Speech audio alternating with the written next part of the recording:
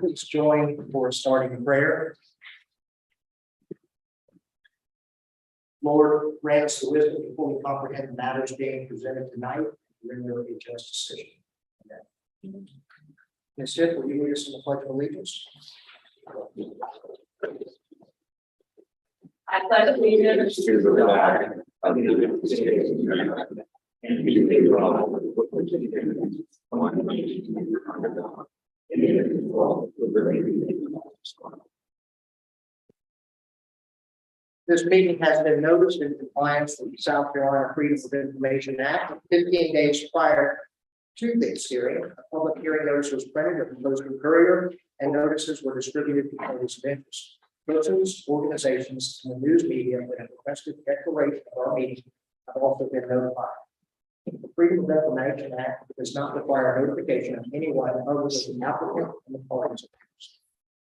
The board members who will hear your case tonight are myself, David Savage, the senior member of the President of the Board, Mr. Roy Smith, and Ms. Corey Hill.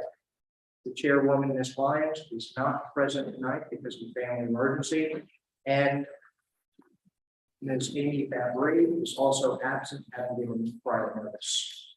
The staff members present are Ms. Kristen Crane, Planning Director, Larry Wood, our planner 2, Nikki Grimble, County Administrator, Mr. Bo Wilson, our County Attorney, Francis Simmons, the Secretary of the BZA and County Council. As I understand it, also tonight we have Mayor Woolsey, Councilman Bowles, and Ms. Inez Brown of the James Island Public Service District. Have I missed any other council people or any other elected officials that are present tonight? Please stand up. Ms. Mulligan. Susan Long, James on the Commission. I'm sorry that I. Is there anyone else? At this time, I'd like to explain to the public the workings of the BZA. The Board of Zoning Appeals is a quasi-judicial body established to interpret and grant relief from the zoning and land development regulations of rules. The Board of Zoning Appeals has jurisdiction over 3 types of cases: appeals, variances, and special exceptions. Variances may be granted when strict compliance with the zoning ordinance would cause unnecessary hardship. This board's action must be based on specific standards as contained in the South Carolina Local Government Planning and Enabling Act of 1994, the Town of James Island Zoning and Land Development Regulations. Appeals are heard regarding administrative actions or decisions by the zoning administrator or staff. A simple majority vote of the quorum present is required to grant a variance and special exception. A simple majority of the members present and voting shall be required to reverse any order, requirement, decision, or determination of any administrative office or agency. It must be understood that the rules of your neighborhood or subdivision are binding, and you can take no action that will negate their jurisdiction over your property. Our purpose tonight is for interested parties to be heard in order to assist the board in gathering evidence pertinent to each case. If the members of the BZA feel the need for further information to clarify the case, the board has the authority to subpoena witnesses. In addition to your testimony, our board has been presented written information submitted to the staff by the applicant or their agent for each case. This information is now considered to be evidence and is entered into the permanent record of this body. It is assumed that it is complete, true, and accurate. Also, we've been presented data assembled by the staff for our purpose of clarifying the location and the effect on surrounding property. Our board is empowered to approve with conditions, or to deny your request. We're also authorized to defer a case should there be a need to obtain additional information.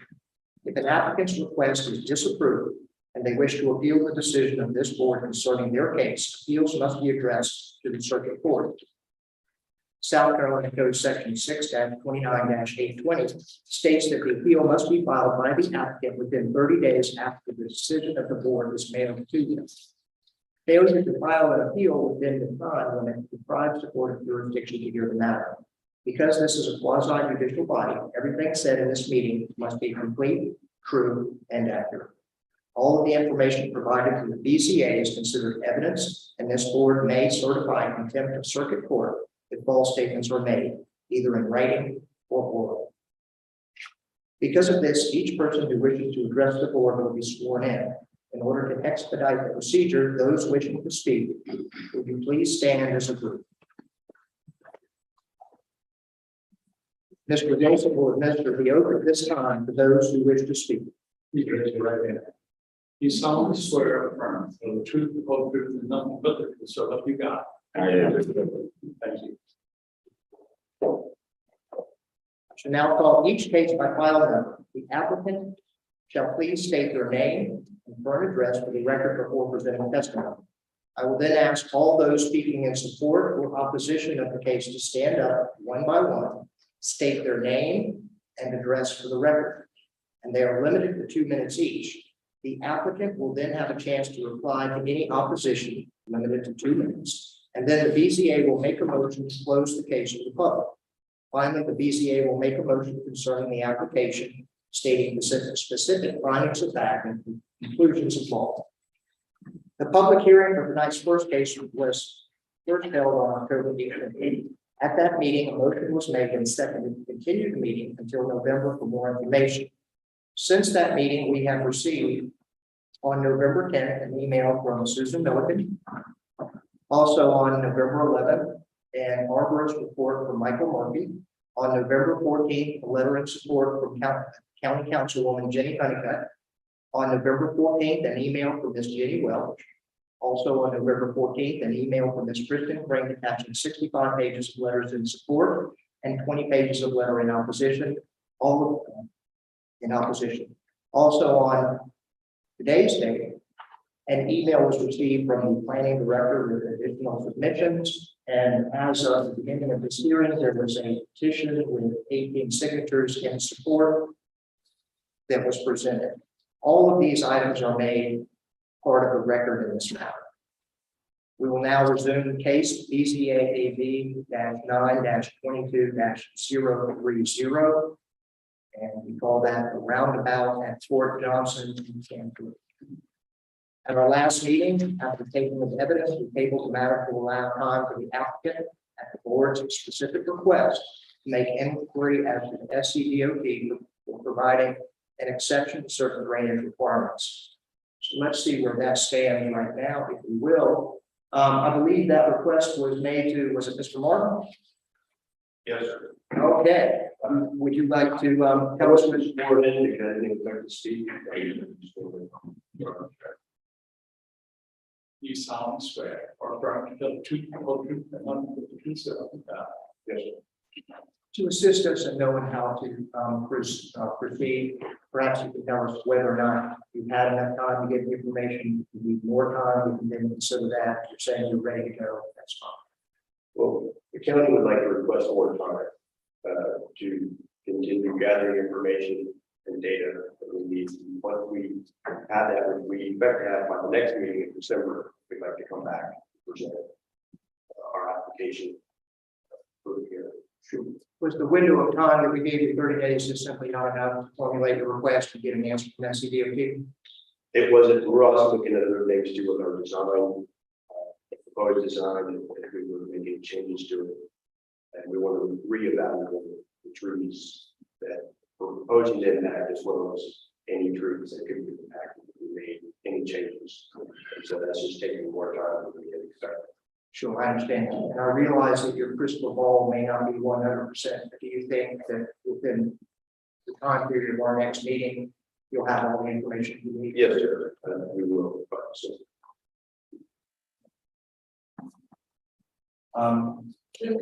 Stephen, do we think that December 20th is a good time to host a meeting with us?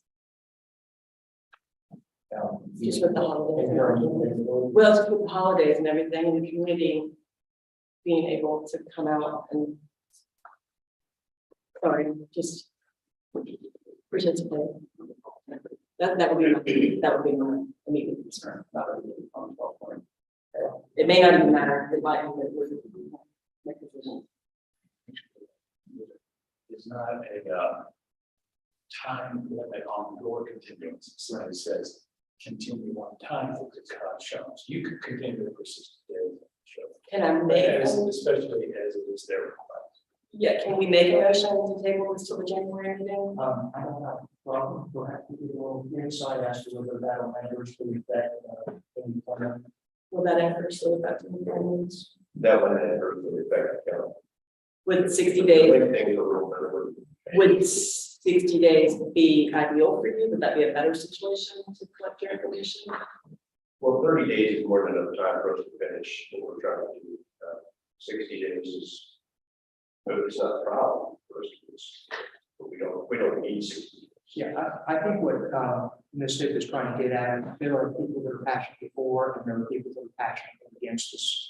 She wants to make sure that with the holidays approaching, that it would be beginning of And that would be January 17th. Right, it's the third, right? That's my fear is that if we put something that keep this hot topic on the docket for the week of Christmas, shortly following, there's just not. Wise.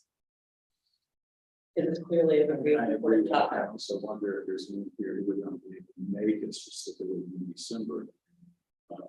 Which that's not. Is there anybody that would not be able to make, that showed up tonight that would not be able to make the next meeting? brainstorming January. January? If I could maybe offer a suggestion to open the floor for anyone that did come today that wanted to speak on the matter, maybe they could go ahead and get their thoughts across to you in case if they cannot make it back in January. I don't know, it would be on the record. Why don't we do that? Yeah, we were going to contemplate that. The first thing we're going to do is do we have to close this meeting and then move to January for 60 days? There's a motion, somebody with a motion on the floor, move on the motion, and then 60 days. Deal is granted, you're done. I will make the motion to continue for 60 days. Second. Very good. Any discussion? There being no discussion. Consent to the public. Commissioner Hip, Yes, aye. Commissioner Smith, Aye. Vice Chair Savage. Aye. At this time, we'll go ahead and accommodate those people that showed up tonight in anticipation of this meeting. I take it at this point, sir, you have nothing more to offer. You will have an additional opportunity at the next meeting in January. Sure. Is there anybody here that wishes to speak in favor of the roundabout? All right. Mr. Mayor. So I don't come before the EDA very often. You see me here. Last time I was here, it was in support of the Lighthouse Point Drain sidewalk project. The applicant in that case was formally the county, but this was a project that affected all of our local governments, and the town is especially interested. There was a tree variance involved in that case too. It was granted. Thank you. The project is completed. So tonight we're in a similar situation. Officially, the county is the applicant, but the traffic at Camp in Fort Johnson has been a vital concern of all the local governments, including the town. We requested many times that something be done about that intersection, and it was included on the half-cent sales tax referendum 5 years ago, and was passed as a specific intersection to be taken care of, something that was very important to this town. The county, of course, was responsible for developing the plan for that project. It's my understanding that some versions of trying to fix this intersection involve taking 16 trees. This current version is 2 trees, which is almost a 90% reduction. When you count the trees on the segment of Camp Road between Bills Bluff and Fort Johnson, there are over 43 trees, and if 2 trees go, 95% of the trees along that segment will remain. However, my primary reason to speak today was to ask that you grant the variance, because my understanding is the county is looking into alternative drainage systems, as I believe you really had in mind, and trying to see if we can save these trees too, which I think all of us would prefer, that none of us want to see any trees gone. But I will say in the final analysis, if the choice is sacrificing these 2 trees or giving up on this project and leaving the intersection as it is, the responsible choice is to give up the trees. So thank you very much. Thank you very much. Ms. Brown, you can stand there if it's easier. If you can just speak up a little bit, and if somebody cannot hear, just raise their hand. I'm Commissioner Brown Crouch, and I grew up here on James Island. We have no problem, trees is not a problem here on James Island. We have more trees than anything else. So removing the trees is not going to hurt James Island, and especially Camp and for Johnson. I'm here I support the roundabout, and the reason is because my friend, 5 years ago, her husband was killed right at that intersection. I grew up here on James Island, and you come here, don't know what it's like. There was lots of people who died from the big trees, and so the roundabout saved lives. We need that roundabout. I wish any of you would come here around 3:30 when the high school, the kids get out of the high school, and they think it's a freeway from Fort Johnson. So it's very, very dangerous. We need to do something, and we need to do something now. So I want you to know I support it 100%, and thank you. Thank you, Mr. County Commissioner. Is there anybody else on the front row? Yes, sir. Yes. Good evening, I'm Mark Johnson, Public Works Director for the town of James Island, and a few things that I want to make sure y'all understand. Number one, as Ms. Brown Crouch said, roundabouts are safe. They really reduce the accident rate and severity of any accidents that would occur. Second, there's been some concern about the monuments on Stone Post at Fort Johnson being moved. I just want to let everyone know those are non-historic structures. I have personally, in the last 10 years, witnessed City of Charleston who's rebuilding them after accidents. There is cinder blocks inside and Belgian paving stone from John's Island on the outside. So if they're moved, that's easy enough, and it's not disrupting anything historic. I want to tell you that. Thank you. Is there anyone else? Yes, sir. I'm Steve Jarrett, I live in Clearview. Yes, sir. I'm Steve Jarrett, I live on Clearview, and I use that intersection frequently. And I will tell you that it is a dangerous intersection. The most danger is when you're coming from Camp Road, trying to turn left down toward my house to get on Fort Johnson, especially in the afternoon. Not only the trees are an issue, but there's some bushes and other things in that corner there. People come zipping down that Fort Johnson Road. And I've seen people almost flip it numerous times. It's a dangerous intersection. The roundabout that's put in at Camp Road, at Fort Johnson, Clearview works very well. I go through that one all the time. Doesn't depend on electricity being on or a stoplight or anything else. It slows the traffic down, but allows everybody to safely get through.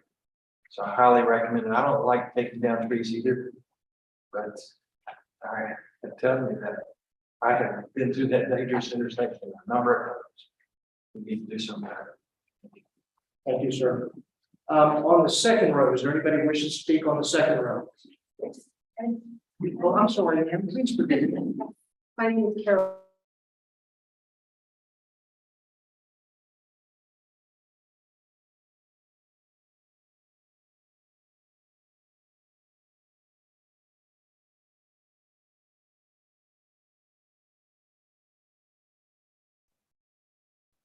Has also proved to be successful. We don't have any accidents at roundabouts. Nobody can run a stop or a red stop sign at a roundabout. And I feel like that is a very good positive reason to support a roundabout. Thank you. Thank you, ma'am. Anybody on the second row? Councilman Bowles, I think you're the only one on the third row. So I was here to speak in opposition. Are you going to be present right now? We're taking, well, and we'll take opposition. And what about the fourth row? in support of, And I have a procedural question. Are we in a hearing or are we in public comments in the EPA? Because usually in EPA, we have a public comment period before we start tags. But we're within a tags that are being continued, so I'm just confused. well, we were in a case where all testimony was taken. In the first case, we then went into deliberation. While we were in deliberation, there was a question that we removed, we rescinded the motion to approve, which is the procedural necessity to begin the discussion. Tonight, when we asked the applicant to whom we made the request for additional information, if they were ready to proceed, the answer was no. What we then did is we have continued the final determination until January. However, some people who may not be able to be here later and wish to have their comments put on the record, we've decided to allow them to speak tonight. Yeah, so these comments will be part of the record introduced when the hearing reopens. So let's just take it from verbal to written. These comments, and Francis will directly include these comments in that record when it does reopen. Okay, so should this be a bill, all of this would be part of the public record of the hearing? Yes. Yes, ma'am. Without being in. Yes, It will just be introduced then. yes, yes, you can. Thank you. Okay. So on the back row, is there anybody who wishes to speak in support of the roundabout? All right. Now we'll ask if there are any persons who wish to speak in opposition. You can speak now, or you can speak at the resumption of this hearing in January. We'll start on the first row. Anybody in opposition that needs to speak today? Second row. Councilman Bowles, you have your option of speaking tonight or in January. Now we okay with me, board. My name is Dan Bowles, live at 1016 Foxcroft Road. I'm here to speak in opposition to this applicant's petition. I don't see why we need to have a binary choice put before the board. Perhaps we can have our trees and our roundabout. I agree with everything that Brian Crouch said and everyone else who spoke in favor that safety is important. And as we all know that, I mean, we all live here, that intersection is dangerous at certain times of the day. I'm not an engineer, and we have a lot of talented folks in the county who I think may be able between now and January to explore a way that makes everyone happier. Maybe we only need to lose one of them. Maybe we don't need to lose any of them. I can tell you when I was in college, when I first moved here and I drove through James Island, that stretch of Camp and Fort Johnson stuck with me. And I think it's it's a special place, a special look. I understand what the mayor's saying about we're saving 2 in favor, sorry, we're losing 2 in favor of saving 14. And that's not bad when you frame it like that, when you frame it in terms of we can either have the roundabout or not. And I'm just not convinced that there's only 2 choices before you. I hope between now and January, county and anyone else who's interested can present information to this board that perhaps there's alternatives, alternative placements, and things like that. So as it has been presented to you, I would ask that y'all deny it, but I want to point out that perhaps there are alternatives that you could approve, and then everyone in this room would be a little bit satisfied with it. So thank you for hearing me. That's my 2 minutes. And I think that was what Mr. Martin was talking about in his request for comment. Yes, sir. Right, are you the only one on the third row? Council? How about the back row? Anybody that wishes to speak in opposition now as opposed to speaking in January?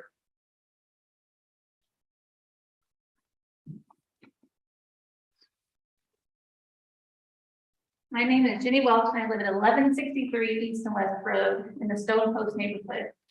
I just want to say that I think everyone in this room is in support of the roundabout. I feel like It's been framed as for or against the roundabout, but it's not, like, we actually all want the roundabout. And so it's just being framed whether or not we think that there's a solution to also keep the trees. And so I just want to say that this neighborhood is very near and dear to my heart because my family has lived there for 6 generations. It is my home. Please know, like I said, that we support the roundabout with 100%. We badly need a safer intersection there. And we are very grateful that many of the trees will be saved. However, when I heard that 2 of the grand trees were endangered, I simply wanted to know 2 things. What is their true condition, as they look pretty to me? And second, is there any hope of saving them through some small tweaks? These are special trees because they are really large, 44 and 37 inches DBA, and are the beginning of the oak alley that runs along Camp Road. As you all know, I hired an arborist, and he came out and he looked at the 2 trees in person. He sent me all the report. And to summarize, he found the 2 oaks in good health with no hollow areas, only vine growth, and rated the 2 trees Bs. He believes with a little bit of care that we could even improve the trees to As. I hope that the county can look at various options, and it sounds like they are, which I really appreciate. And to hopefully save these 2 oak trees and have the roundabout. They do so much for our environment and our quality of life on Kings Island. Thank you very much. Thank you, and ma'am, please, the board wish to thank you not only for your comments, but also the efforts in gathering additional information. That's above and beyond. We thank you. Thank you. Is there anybody else who wishes to speak in opposition?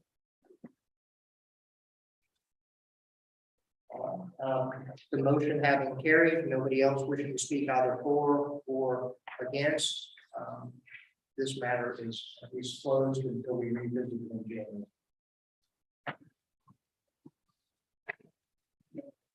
We're going to move on to the next matter. If anybody is planning on leaving, now might be a good time so that the secretary is.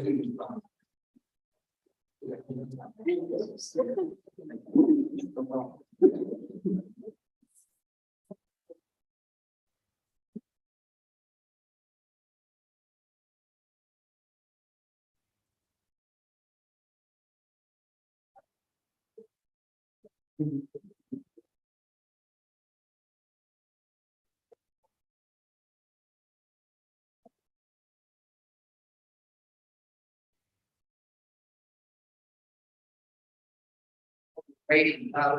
The appellant in the next case of this song. Correct. Are you ready? You need to take a break or to start. I'm just gonna get people on. And everybody.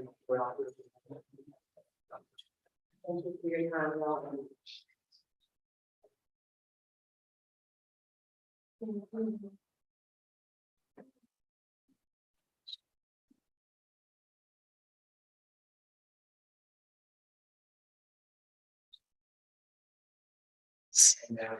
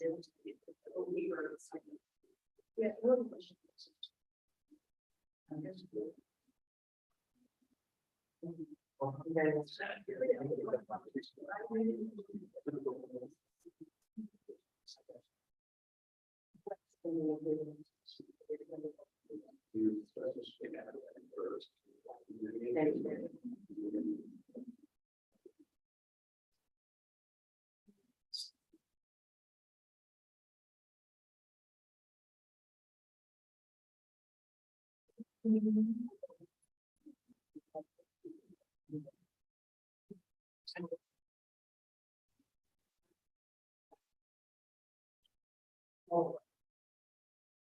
the hearing? Will now hear case number BZ8P -10-22-026. And here I believe the appellant is Ms. Spencer Hall. I'm sorry, the appellant was listed as Spencer Hall. I'm not sure if that's you, ma'am, or No, that's my husband. your husband. Please forgive me. Your name Kate. and we be presenting it. Very good. Bear with me just a minute. Statement of this matter to be heard. Appeal of this is an appeal of the zoning related administrative decision of a home occupation bed and breakfast permit denial at 1027 Grand Concourse Street in the RSL, low density suburban residential zoning district. The appeal package indicates that the planning director, along with other reasons, determined the density standard for RSL zone, maximum of 3 dwelling units per acre, could not be met with this bed and breakfast application due to the size of the property being 0.269 acres as existing. The matters that we received were the administrative appeal application with the various exhibits. We'll now hear from the applicant, Ms. Hall, and under our proceedings here, we have a 5-minute time. I will tell you that all the board members have reviewed the contents of the package, so we are familiar with that. And I know that 5 minutes is not long. I just bring this to your attention so that it may help you hone your presentation class. Yeah, I was under the impression of 10 minutes, so. 10 minutes is when there is an application, special exception or an exemption. This falls under section 4. Section 5. Article 4, section 5. I need to swear. I need to swear in the witness. I don't know that I did that last. Chris, I was worried. Okay, I wanted to know that the individuals didn't know who was. So the record reflects that the applicant was in fact sworn in. That being said, ma'am. Sure. I'll try to keep it brief then, I guess let me know if I. Good evening, ladies and gentlemen of the board. My name is Caitlin Ong. I reside at 27 Grand Concourse Street with my husband, Spencer Ong, and my daughter, Heidi. They're both here tonight. I believe he was hoping to seek support if that's possible. As a preliminary matter, I think you're aware we've already filed our bed and breakfast application along with the documents there too. We were simply waiting for our proof of residency from the city, which we obtained. I'll begin with a brief presentation of the facts, although I think you all are deeply aware. We're here as the owners seeking to use a portion of the interior of our detached accessory structure as a guest house, both for short-term rentals and also for non-paying guests via the operation of bed and breakfast. Well, my husband can tell you a little bit about it. The intention is to provide a luxury guest house, not some kind of shoddy garage apartment flip. Accordingly, in pursuit of this, we filed a home occupation application and a business license application on October 4th. Which were respectfully, Ms. Crane wrongfully marked not approved by the zoning administrator. Her opinion is unsupported by the code. This is evident in a number of ways. I guess I'll just go over a few, even though I think you all are aware, just to make a point. If you look first at 153.01.3, which are the code's definitions, and you look at the definition of density standards, which is what she's relying upon, it says, quote, provisions of this chapter controlling the size and shape of zoning lots and the location and bulk of structures thereon, period. Such regulations include those those relating to density, lot area, lot width, setbacks, buffers, building cover, height, and space. Let's try and parse that out. If these density standards only control 2 things, number 1, that's size and shape of zoning lots. It's undisputed. We are not seeking to change the size or the shape of our zoning lot. And number 2, the only other thing the density standards controls the location and bulk, otherwise known as mass, of structures thereon. It is undisputed. We are not seeking to move any structures, add any structures, erect structures, add on to any existing structures. We are simply looking to use a portion of an existing structure on our property. The density standards simply do not apply in this instance. They're inapplicable to our project. And on top of that, it goes on to state that density standards include only those related to density, lot area, lot line setbacks, buffers, etc. The word use does not appear anywhere in the definition of the density standards. It doesn't apply to an owner's use of their existing structure. Even if this were not true, even if density standards somehow apply to an owner's use of their existing structures, it unambiguously does not pay for the definition, but let's assume otherwise. Our project nonetheless doesn't have density. If you look at 153.066, which is the code's calculations of density, density may be calculated by dividing the number of dwelling units, otherwise a dwelling group, on site by the gross area of land. 153.013, again, look at the definitions. A dwelling unit is clearly does not refer to accessory dwelling units such as garage apartments or guest houses. End quote. It just doesn't. The definition of the term dwelling group states density cannot be calculated by taking accessory dwelling units such as guest houses into consideration. This is even further supported by 153.127B, which clearly states, not by the way of code's provisions on dwelling groups, that density and density dimensional standards as it relates to dwelling groups apply only in instances in which a dwelling is to be constructed. It's a quote, to be constructed. We are not seeking to construct a dwelling. We are literally just looking to use an existing structure on the property. This is further bolstered by the simple fact that a guest house doesn't meet the definition of dwelling unit. If you look at 153.013 again, look at the definition of dwelling unit. A guest house is not used for residential occupancy by a single household. Our friends use it. My old Woodson, his, our friends, paying guests, multiple people. It's not for use by a single house. It doesn't meet the definition of a dwelling unit. So for all of these reasons, again, respectfully, the zoning administrator's decision is an error. And this appeal should be sustained. I believe that's my time. Thank you. Yes, ma'am. At this time, are there any questions from the board?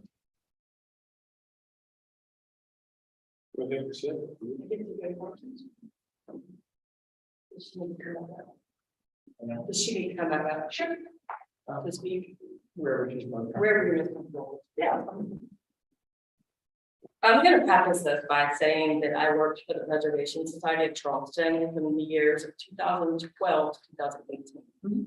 From 2015 to 2018, one of our biggest fights, I'm gonna say fight, I'm using the word fight very loosely, was the short-term rental issue. From the year of 2015 to the year of 2018, they increased from, I don't know, the number of 50 or 100 to 3,000. And they were everywhere. The short-term rental was proven to really alter the character of a neighborhood. That being said, can you please state your homeowners association's covenants? And are there any restrictions to short-term rentals in these covenants? We do not have a homeowners association. You do not have a homeowners association at all? I do not believe so. We do be paying dues. Yeah, we're not paying. We do not have one. Just because I am on the road, I'll be absolutely positive. But no, we do not have a homeowners association to my knowledge. Okay, so you.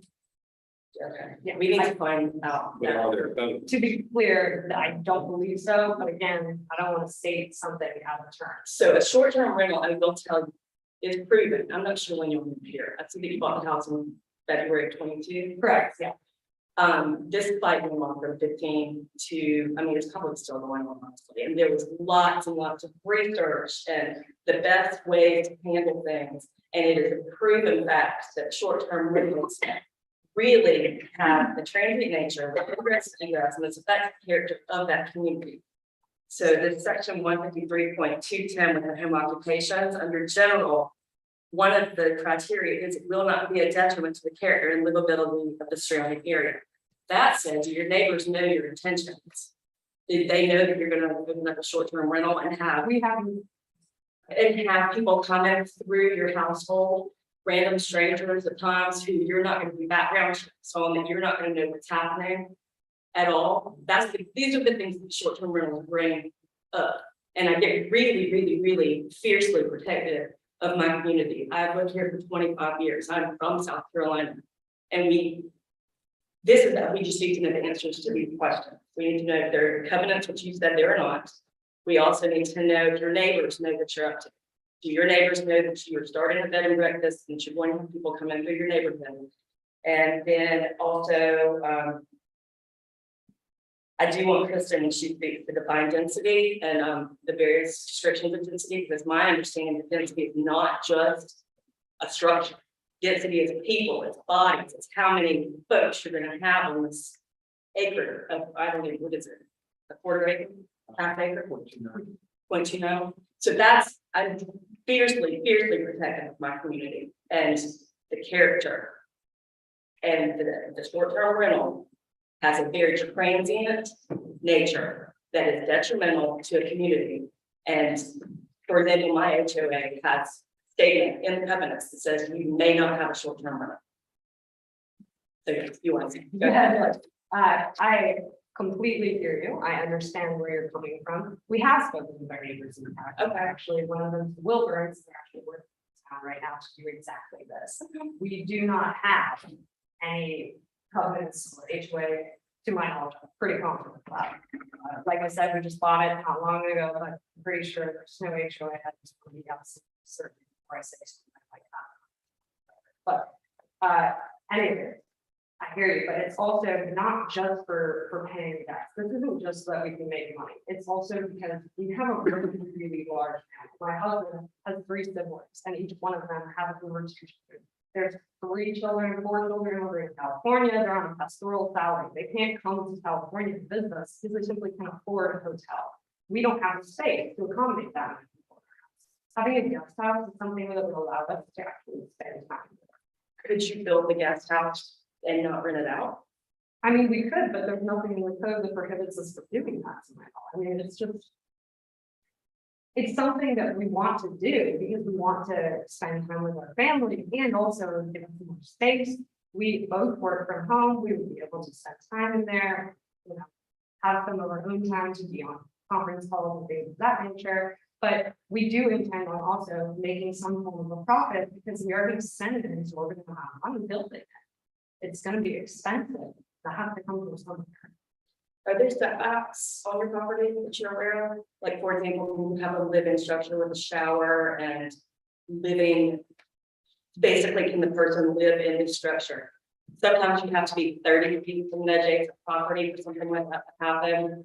I don't know if this property is old enough or new enough to have setback attached to it. So, yeah, sure, she can probably speak to you on that. However, I think we're gonna have very different opinions. Obviously, it's my opinion, a project doesn't impact setbacks in any way, shape, or form. If you look at the definition of setback, 153.013, it's defined as the required minimum distance from a lot line or street right of way that establishes an area within which a structure shall not be erected. Again, that's right in the definition. Well, you might as well be erecting it if you're upgrading it. So I can't turn my garage into a room with a shower and a kitchen and all things.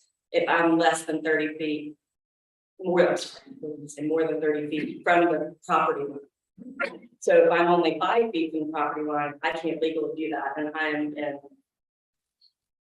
opposition of the code. So that's what I'm asking. Do you know what your setbacks are for this property? I do not know what the setbacks are. Okay, I would suggest that you find out the setbacks. I would suggest that you find out what your covenants are. I would suggest that maybe you get some letters of support from your neighbors. Maybe let everybody know what you're up to and what's going on, because I would guarantee you that a lot of your neighbors probably will not approve of a short-term rental in the neighborhood, with the exception of the Wilburns, who you say are going to do the same thing.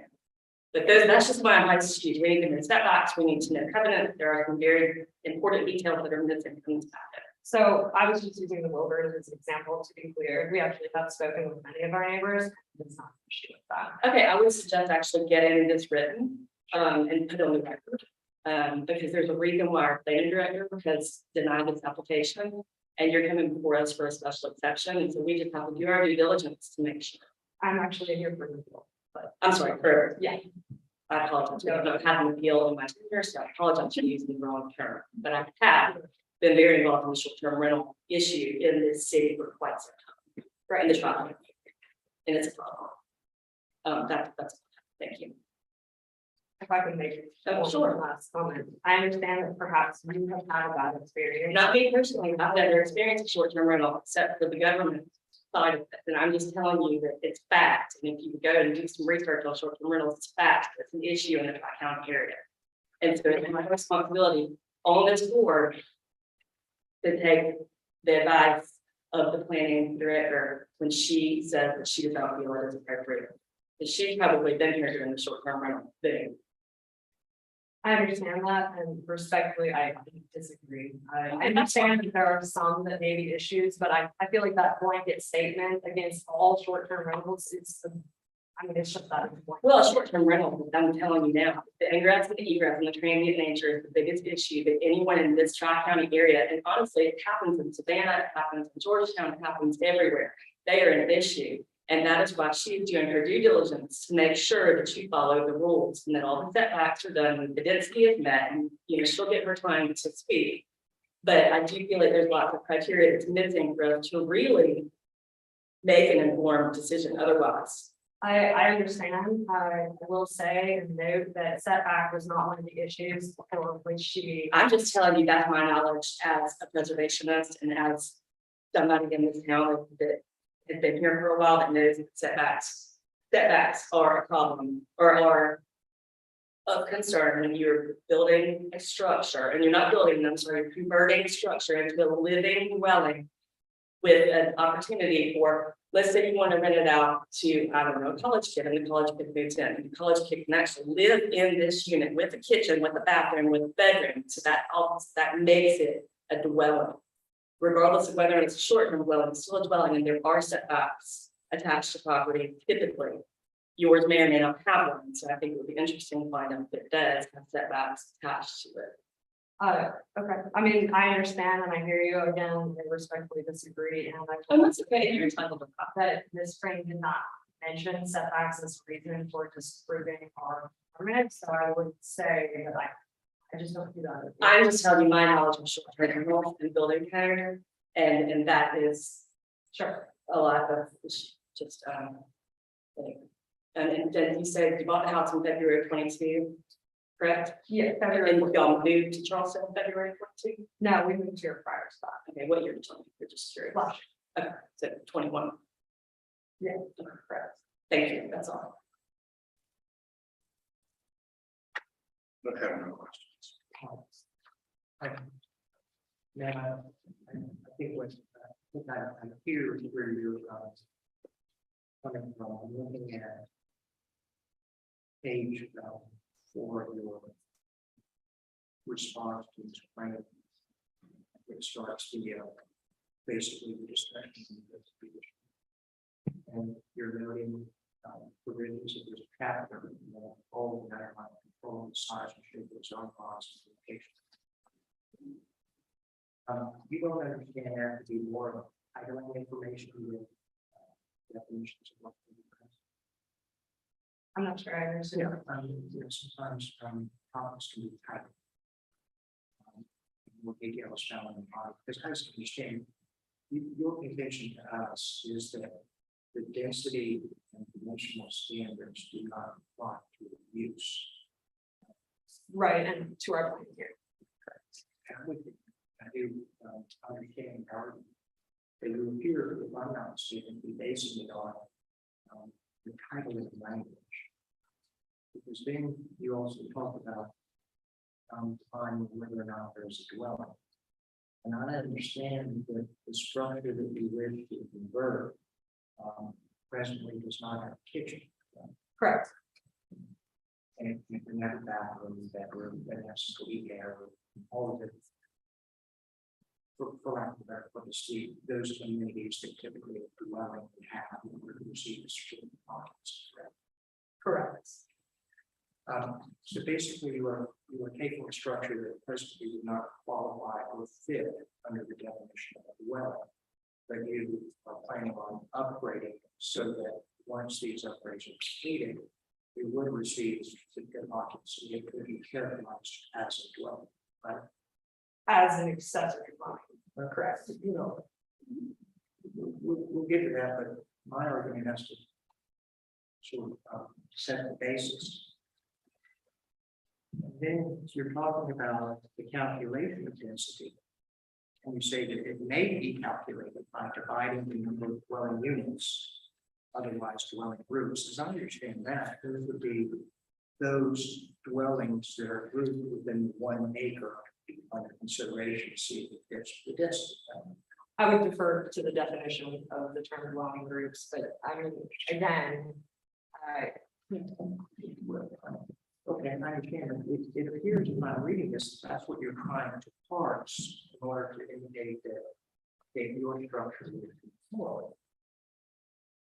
Density may be calculated by dividing the number of dwelling units. So now we're taking garage that previously was not qualified to. That with the upgrades would receive the certificate of occupancy. You therefore would be deemed as a dwelling unit because somebody can dwell there even if it comes from him.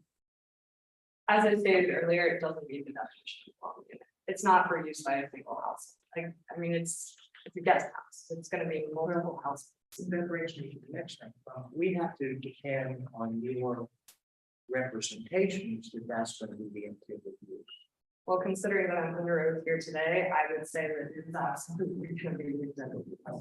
And, you know, had you been living here a little earlier, there was something on Seaside Lane, and the person bought it, said, you know, I love this variance here, because I want my family to live here as soon as they receive the variance and so on. Once we either grant the appeal, the cat's out of the bag. And it's kind of hard to go back and the neighbors say, wait a minute, you promised that you were all going to do this. So we have to look at these definitions now, and I'm going back to, with the creation of the bathroom and the upgrade, we're gonna have to look. Again, I disagree. It's not gonna be used by a single household. I think that if you look at the definitions, and they're very clear, that it just simply doesn't apply to our project. So see, that's what I'm trying to get at. I'm trying to get at, you know, Right. the definition, to make sure we can common understanding. We have this idea, well, you gotta refer to the red. That's what I'm trying to say.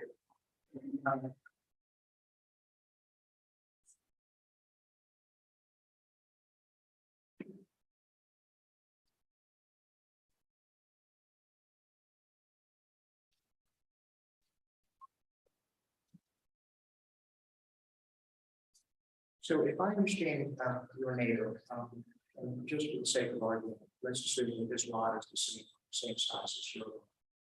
Just for the sake of argument.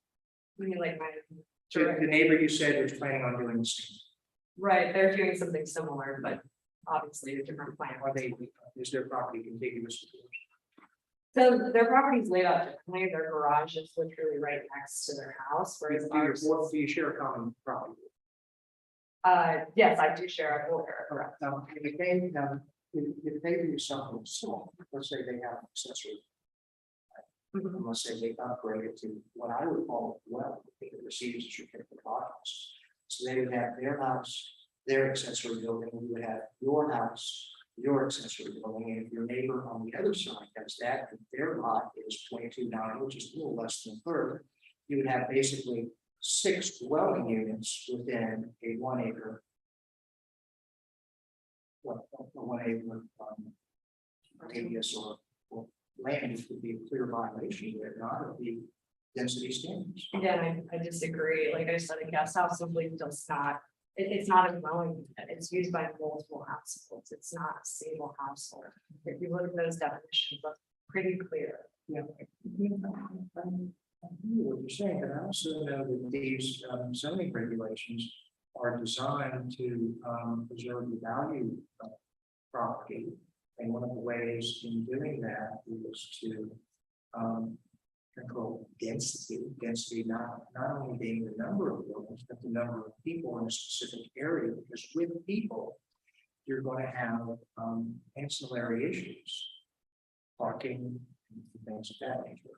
I just want to make sure that, and in my understanding from the amount of dwelling units that can be on a specific period, you disagree that if each neighbor on each side did the same thing, that there would not be 6 dwelling units within the neighborhood.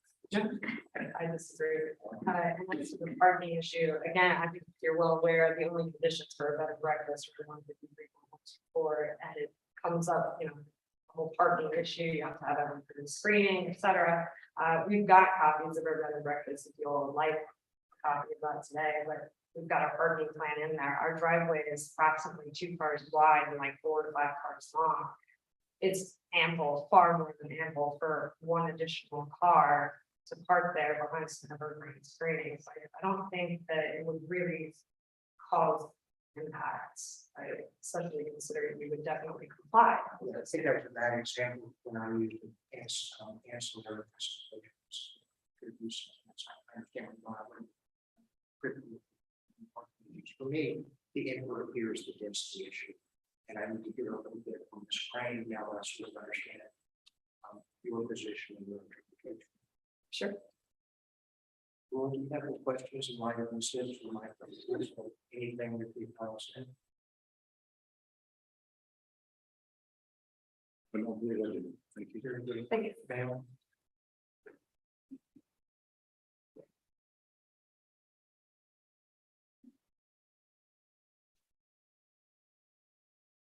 At this point, my script shows that I am now to call the planning director who made the decision to deny the application, and similar to the appellant, we were limited to 5 minutes. Okay. So the decision that the applicant is appealing is to mark that home occupation as permit not approved. So if we, I mean, I guess I can go through them again, but 153.124 bed and breakfast state that the bed and breakfast must be residential in nature and comply with home occupation regulations, which is 153.210. And then 153.210, the home occupations are states that zoning permits shall be required for all home occupations. And then in section 153.047, zoning permits are required prior to the change of use classification of any part of a structure or lot, including the increase in the number of families or dwelling units occupying that building or lot, and prior to obtaining a business license. So therefore, Which section is that, please? 153.047 zoning permits. 047. So that's initially why it was not approved, and you know that. But so she wasn't able to secure the bed and breakfast permit due to the fact that the zoning permit to change the use of density would have not been permitted in the first place. So he states that the reason the decision is an error was due to section 153.070 density standards, that they're inapplicable per the unambiguous definition, and that the code doesn't prohibit or restrict the owner's use of the existing detached accessory structure as a guest house for paying a non-paying guest.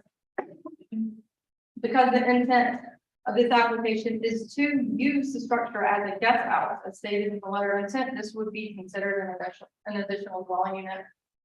So the zoning district, which is RSL, which stands for low density suburban residential, they have density and intensity standards in order to control the amount of dwelling units, among other things, that are located on a certain size parcel of land.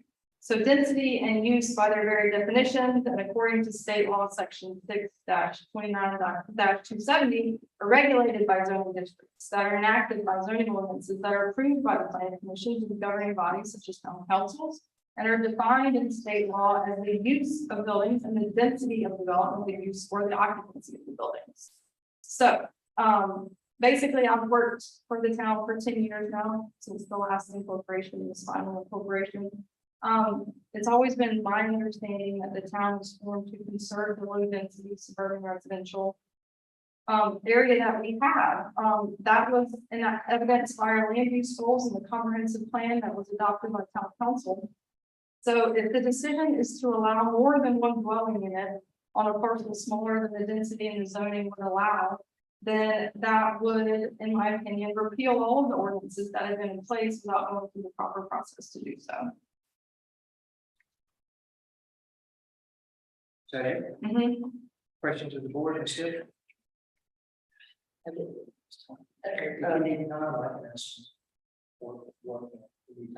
do need to. What constitutes a dwelling? A dwelling unit is a building or portion of it designed and used for residential occupancy by a single household, and it includes sleeping, cooking, eating, and sanitation facilities. That's our definition. Thank you. I have no further questions. I think I understood that you spoke rather fast. Sorry. Under my scenario where, let's say the applicant's neighbor, primary residence, convert a garage into a dwelling. Mhm. She does the same, the other neighbor does the same, assuming their lots are less than a third of an acre, you add that. All of them together, they'd be less than the acre. Do I understand under your interpretation of 153.047, that would be 6 dwelling units within a 1 acre area of land? Yes. You know, I asked the applicant that, you know, by the creation of, we're getting a certificate of occupancy for a garage, does that make it a dwelling unit? I believe the appellant's position was, no, it does not, because it is, I may be paraphrasing it, accessory. Your reading, specifically what section, leads you to conclude otherwise? Correct.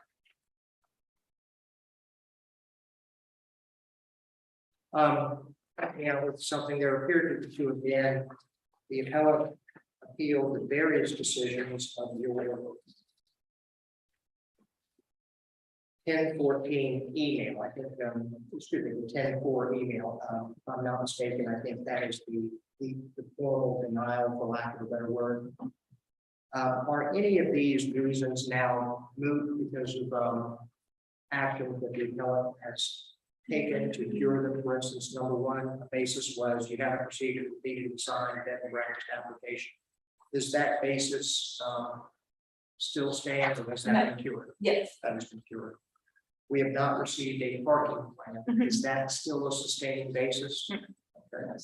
We have not received proof of full-time residency from provided tax bill. Is that still a basis? Yes. There is no certificate of occupancy for the garage. We have the structure from building services. I'm assuming that since the construction has to start, that is still a sustaining basis. Yes. On what authority can the town deny the application? In other words, what's the basis you're saying there has to be a certificate of occupancy? Well, It seems like this cart before the horse. sorry. It seems to put the cart before. Yeah, that's probably true. Mhm. We wouldn't give a zoning permit to give a certificate of occupancy to allow for it to be a dwelling unit. Do I take it then that you do not wish that to be a sustaining basis? For the denial? Yeah, you can take that off. So basically, we're left with number 5, density standards in the RSL zoning district. We've already discussed those. Mhm. Okay, is that a yes, ma'am? Yes. Just so it's. And then, of course, business licenses denied based on no zoning permit for the business. Mhm. Okay, are we putting a cart before the horse there, or? No, we denied her business license and her zoning permit application at the same time. So I guess the linchpin of the denial is basically the. Number 5, yes. Very good. Yes, sir. And density, not just structure, but bodies. Yes. You've done that. Yeah, so density is the number of dwelling units on that parcel per square footage. So she could have, I think it's less than 1/3 of an acre, so basically, her lot right now is legal non-conforming for just 1 unit.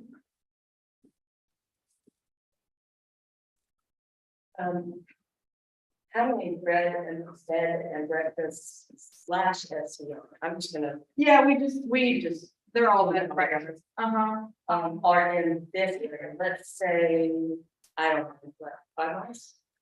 A mile, what's one, like, what would you say, from Harbor Woods to? Give me your range. Break it down. I don't know, I just kind of want to get an idea of how many bed and breakfasts in this range, and I'm not really sure what parameter I can, should give her to tell me. I'm not exactly sure. Oh, yeah. Yeah. Why don't we just do both now? And we have about 40. 40, and of these 40, how many are in established communities such as Harbor Woods? So I don't know, let's say you've got one on Fort. Fort's not there. Like a neighborhood like Fort Summer, the street without an established community, you've got a thoroughfare, if you will. When I say established community, I mean like Bayview, Harbor Woods, these single family household. I would say Suburban communities. probably half, but let me preface that by saying that I would say about 35 of those we allow bed and breakfast. If you're the principal, if that's your principal home, you can rent out up to 3 bedrooms of your home. The actual structure. So that's what 35 of these are. They are Sure. renting out Yes. 3 bedrooms so they can keep an eye on them, you know, they're part of their home. And then we have about 5 that have the large enough lot size to have 2 dwelling units, so they have a bed and breakfast in another dwelling unit on their land, because they have at least 2/3 of an acre. Are those in, what I would call established community? No, those wouldn't be, I mean, this is mostly the, the land's a little bit larger. I didn't actually look at those numbers It's specifically. okay, we just did estimate. What I'm trying to get at is a typical for a home with an accessory dwelling in an, I'm gonna call it an established community, and you understand what I mean when I say that. It's single families. Right. Is that something that? No. In this count? No. And then, my last question, and then I just want clarification, because you did bring up the seaside home. Once this we're gonna call it short-term rental or bed and breakfast, it's my understanding that once you grant this variance, we're calling it the variance, right? I mean, it's an appeal of the administrative decision to approve that bed and breakfast. Okay, so let's just say once a bed and breakfast is attached to this specific property, it is forever. So I don't know, 5 households down the line can still be renting this out of the short term. Or is it attached to the person? I mean, if this is allowed, it literally changes a lot that people would be able to do. So I guess if they were to change owners, the next person would need to also apply through the bed, and if they meet all of these requirements and we're allowing the density standard for that, then it would, then they could do it, yeah. But they only need to apply for business license and not the zoning variance. Well, they would need a new application for the actual bed and breakfast, but it wouldn't be a variance. So it wouldn't carry into the next term. Because what they're doing again, and talk about downtown, but what they're doing downtown is, it's attached property. And so that increases property Yeah, desirability to Right. the next person that may or may want to buy this property that has the. and I think the county is similar with the way they do their bed and breakfast. They go through the special exception procedure. If there's a special exception, then we go with the land and that would apply. This would be a different application every time someone applies. That's all.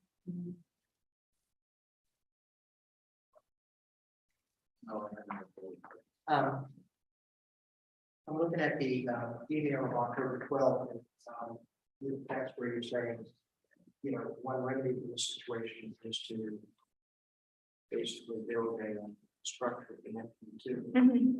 And that's your understanding that by doing that, it we just make one property, right?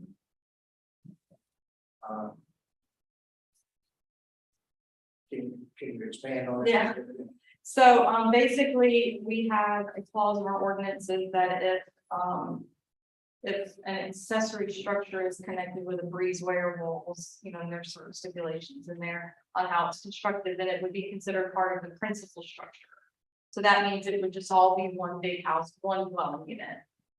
Now, there would be, you know, you couldn't go add a kitchen in that dwelling unit because it's considered part of your house, and that would be a duplex, which is not allowed in an RSL zoning district.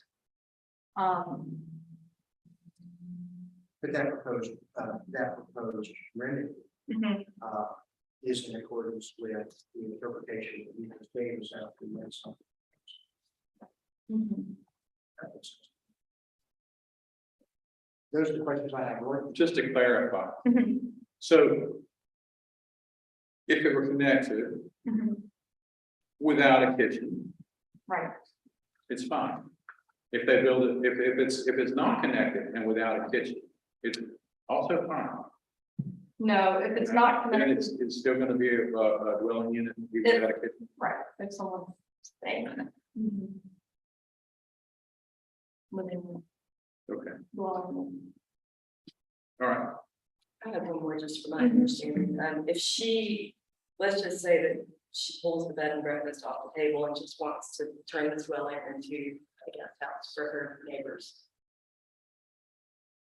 Does that need to come before zoning? That would not be allowed. That would still be a dwelling unit. If it's still there. So it's the whole.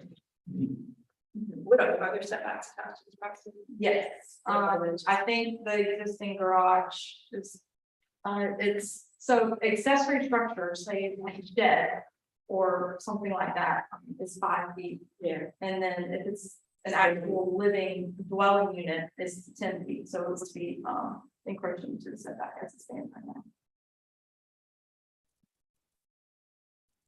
Which we did go over in our meeting that one time. You didn't.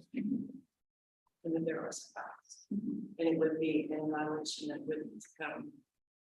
Or. A variance. Do you know about the HOA? You don't know anything about the HOA? I have not been made aware of any, but we asked people to sign restrictive covenants, so state law asks us to inquire, and when people sign this, it's us inquiring whether you have them or not, so it's. I'm not aware of any, but that doesn't mean that there aren't any. I did my due diligence and did a drive by. I did not have my phone and I'm not happy because I was just kind of out and about and would drive by and thought maybe on this little short stretch of street in Harbor Woods, I would be able to figure out which house it was based on my Google Map research. And I drove aimlessly before I realized that I was not on Concourse anymore. I was in somewhere. It turns into another street. And so I went home and got my packet from my phone and then came back.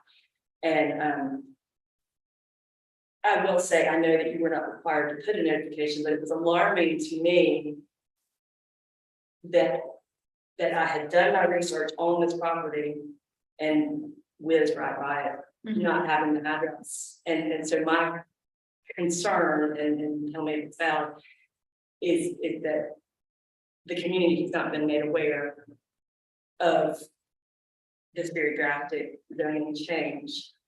To this established community. And I would say there were signs, I don't know if you guys drove by, there were signs like a video of a turkey trot or something, so there's very much a neighborhood.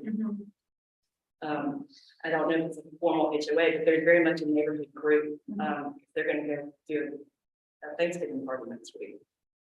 So I would be I'm very hesitant to say you're wrong in any way without knowing these very specific and very important details and community. Because it's not a variance or a zoning change being sought. There's only an appeal for the decision not to allow the activity. So neighbors wouldn't be on notice or aware, because there's not a change of zoning happening. That's why we're afraid of it's all it is. It's not, we're not looking at it as a variance. That's not really what's before. Yeah, and I am concerned about the motivation with the character and livability of communities. And I'll talk about that. Thank you. Right.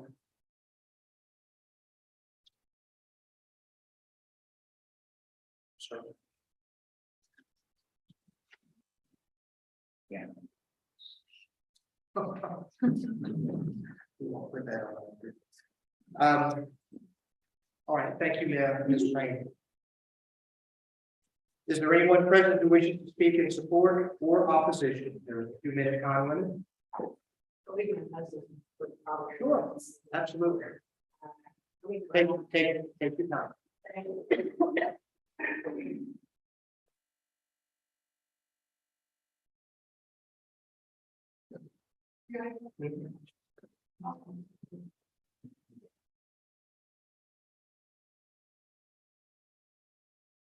They're on the side of where we're.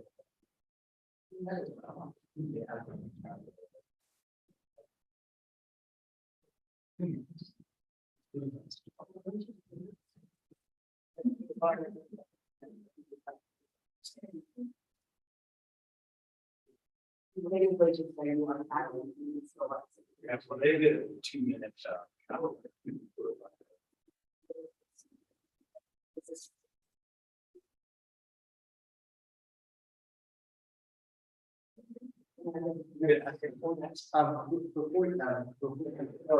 We're following a script of the presentation. Can you do the final step?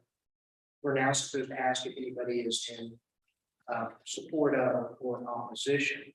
And then after that, I think the applicant gets 2 minutes. Well, you theoretically are the applicant, so take this as your 2 minutes for rebuttal. And Oh, okay. In that case, I might have my wife.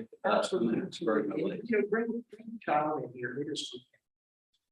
Okay, well, and then just one thing, we do not have an HOA. I was trying to provide, there is no HOA. And you know that now. Yeah, we don't pay any fee or anything. The neighborhood is very nice. Everyone takes care of the lawns, so it's fine. So you think there's an HOA, but there is. So with that in mind, I don't think it matters what our neighbors say about renting our property. I will defer the council to my wife.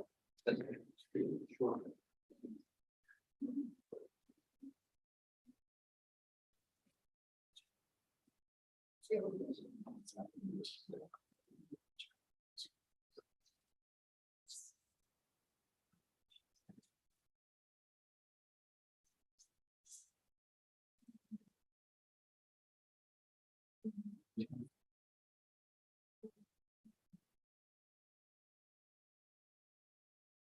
I'm sorry. A little out of the ordinary, but we're gonna give you 2 minutes rebuttal. Sure. Oh, I'm sorry, I have 2 minutes screen. Okay, so, we did actually ask about the. So you just told us that, so you don't. Yeah, so, as to her opinion that it would be a dwelling unit, like I said, the definition of dwelling unit is very, very clear. She stated it, I've stated it, it applies only when it's for residential use for a single household, as I've said many times, this is obviously not for a single household.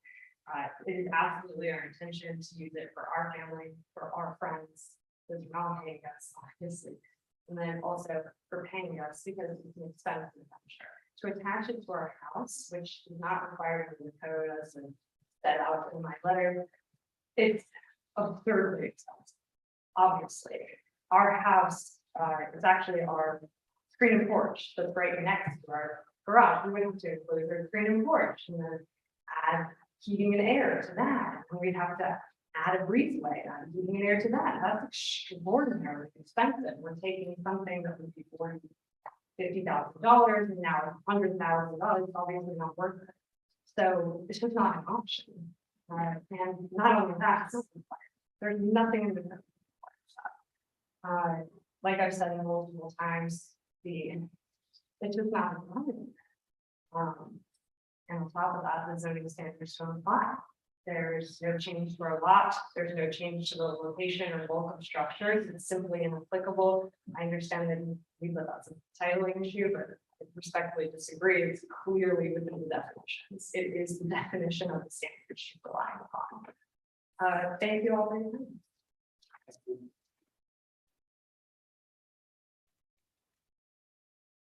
At present, the hearing is closed to the public, and I'll ask for a motion from the board in order to have discussion.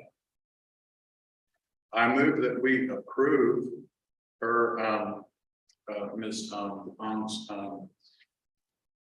request to overturn Ms. Crane's denial. Thank you. A second. For discussion. Second, in order to get. Second. All right, Mr. Davis has made a motion that we grant the appeal by the applicant, seconded by Ms. Hill, which now allows us to discuss the matter.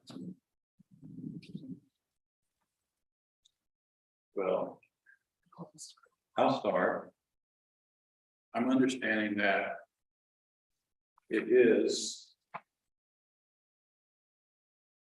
another dwelling because another family could dwell there. And if another family dwelt there, that would be a different family, not a single family.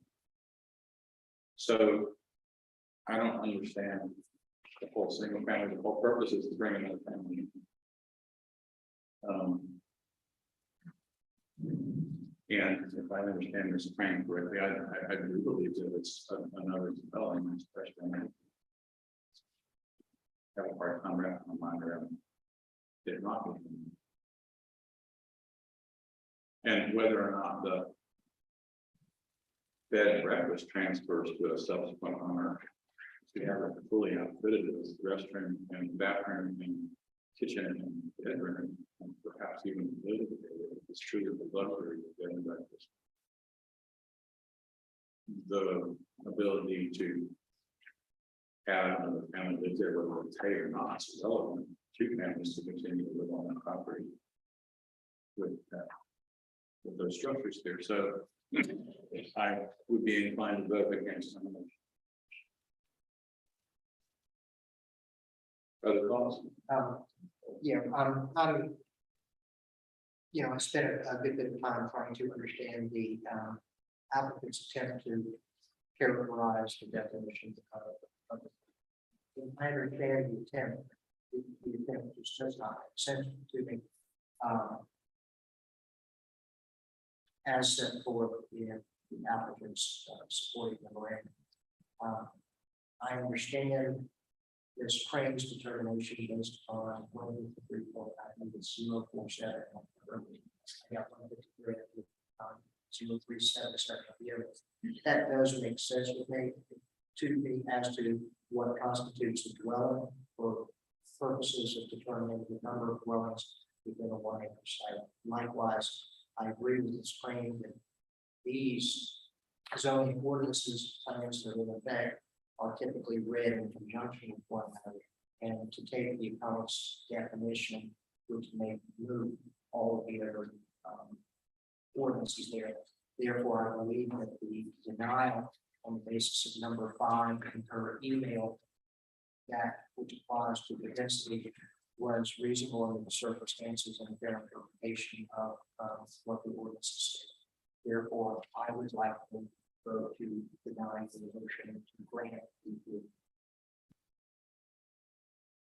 I too am concerned about the density standards, and I do agree with Kristen's definition of the arts holding districts.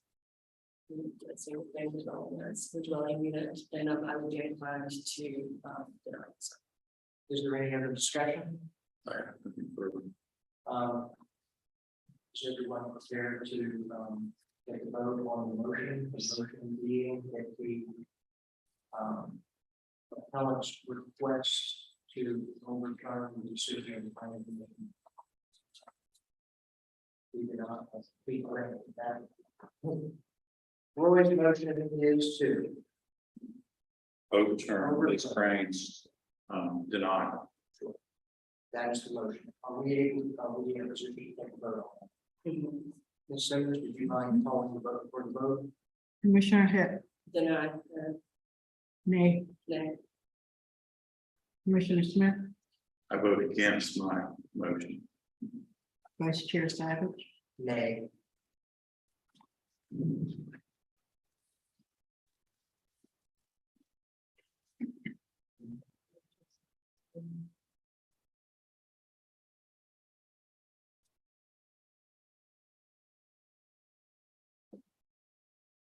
motion to grant the appeal is denied unanimously for the reasons set forth in Ms. Frank's email dated October 12th, primarily reason number 5, dealing with the density determination. The applicant will receive in writing the final decision to be mailed within 10 working days, and we may contact planning/zoning staff with any questions about the denial. That causes us to move to additional business. It would appear that the next meeting of the BZA will be December 20th, 2022. If there is no further business, this meeting of the Town of James Island Board of Zoning Appeals stands adjourned.